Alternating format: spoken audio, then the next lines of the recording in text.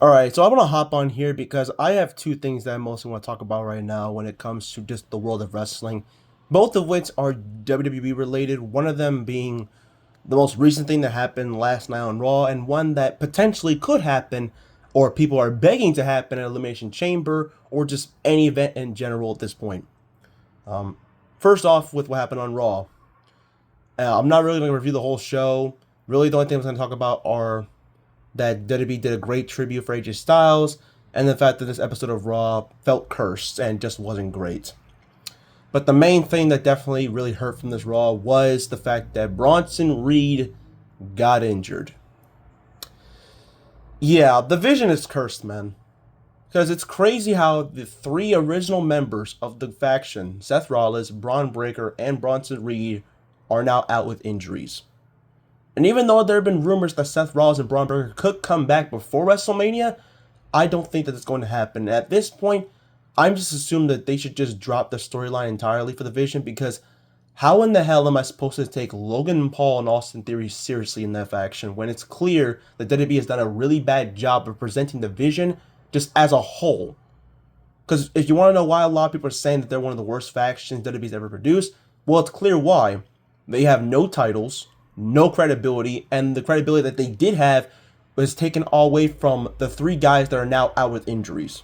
Because Braun Breaker and Bronson Reed were the main two that WWE was building up to be the next big threat to the company, but since they're injured, all you have left is a social media star and a guy that has not been taken seriously since his match against John Cena at WrestleMania 39. So yeah, it's not looking great for the Vision. At this point, they need to scrap the storyline.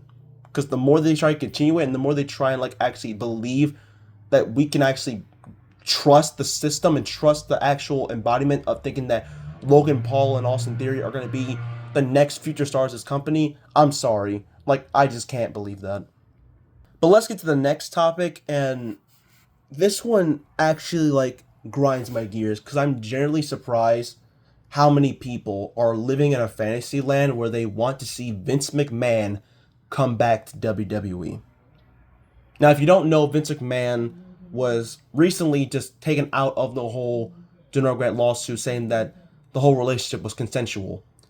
And there was a tweet that I saw pretty much from when that was announced for people telling us, literally us as fans, to forgive Vince McMahon.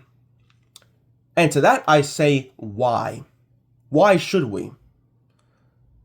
Well, apparently there's a whole lot of blinded fans that are just going to glaze him and saying that he gave us some of the greatest things in wrestling. Yeah, but he also gave us some of the worst things in wrestling and some of the worst things you could ever imagine in terms of booking and in terms of just overall quality in general.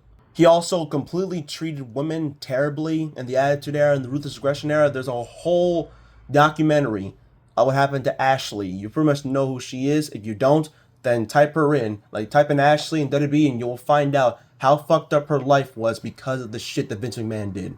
And just how pretty much people were treated on their way out the door. Like how Mickie James was treated, how Lita was treated, how you can say who like how Zack Ryder was treated when he was so over with the fans. And even like Jon Moxley when he was treated like for the last 3 months before he left WWE.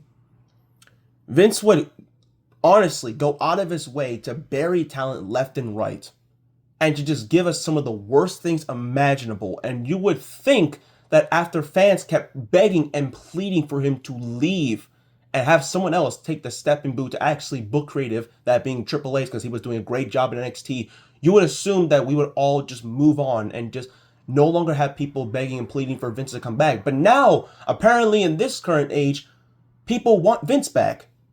Now, am I on here to say that Triple H's booking is perfect? No, it's not. Nobody's booking is perfect. A whole lot of people from multiple wrestling companies, even from like Tony Khan's AEW, and even everyone else from like TNA, New Japan, even Stiff and Ring of Honor, none of them are perfect at booking what they do. They're not great at their jobs in terms of like giving us the fans what we want, because that's just how it is. They have to follow in terms of business. What's going to draw the most money? So when fans get pissed off at a booking decision that doesn't seem like they should go their way, it's understandable. But it seems like everyone's just saying that Triple H is the worst booker ever and they should bring back Vince McMahon because nostalgia vibes. But you don't want to live back in nostalgia. And to be honest, y'all are going to be disappointed if that happens. Because if Vince comes back, yeah, the sponsorship deals will be gone, but I don't think y'all are actually looking at the actual true percentage of the page for what the hell Vince was doing before he left. And also, I need to remind y'all that while, yes, the whole Saudi Arabia deal and the TKO deal is continuing to get worse and worse as years go on, remember who started those deals in the first place. Oh yeah, it was Vince McMahon.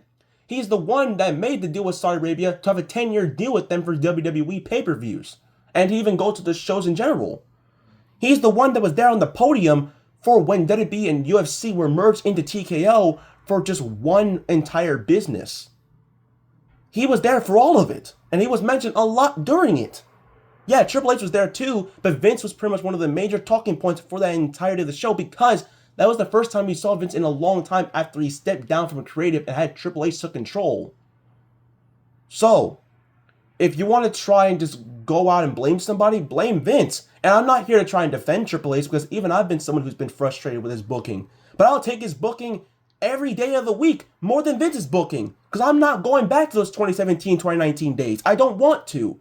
Those are some of the worst wrestling I've ever seen. NXT was the one thing that saved it for me. And AEW actually re-emerging and the whole indie stuff, that's what saved me from stop watching wrestling as a whole.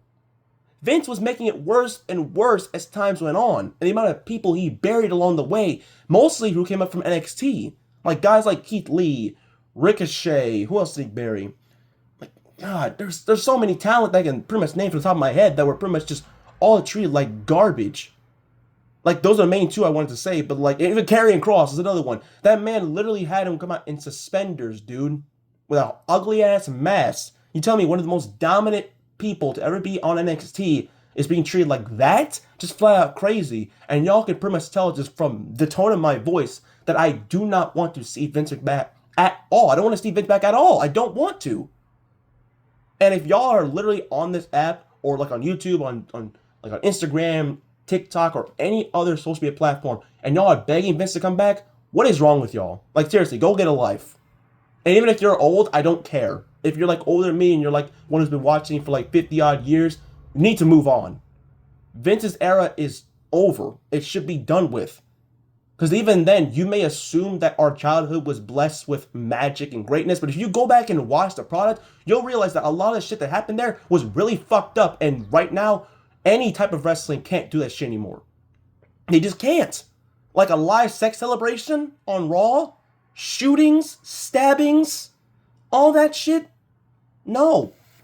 I don't want to live in that era anymore. We're not in that era. We're not in the ruthless aggression era. We're not in the attitude era. Like, people keep saying we should go back to those. No, we don't need to. We're in a different era. It's the thing about moving on. And that's why Vince should not come back. If he is the guy that's in that box, I generally am going to be pissed off. Because if that's actually true, and they're bringing back Vince McMahon because of the whole clearing his name or whatever the hell it was, the Janelle Grant lawsuit, then that's going to be one of WWE's worst decisions ever. Because you're not only bringing back a man that literally was involved in a whole load of fucked up shit from, like I said, booking, and also just all of like the scandals, like the weed scandal, or no, not the weed scandal, God, y'all know what it is. Like, the things happened in 1994 and 2007, all the shit that went down. Like, all the steroid trial, that's what I'm trying to say. Like, it's just crazy. I just can't believe it. God. I went on my full little rant. That's all I really have to say, man. I just need to say it one last time, man. If you are going to be on this app and you want Vince back, generally rethink your life, because seriously, if he does come back, it is not going to go the way y'all think it will go.